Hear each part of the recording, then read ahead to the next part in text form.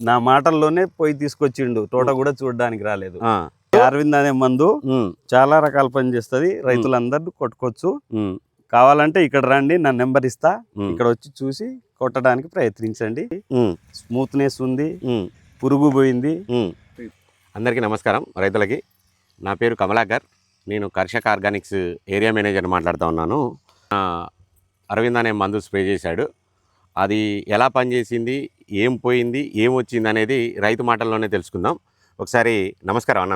నమస్తే అన్న. మీ పేరు? నా పేరు మాణిక్యరావు అన్న. అజ్మేర మాణిక్యరావు, సేరిపురం గ్రామ పంచాయతీ, మర్రిగూడెం గ్రామం అన్న.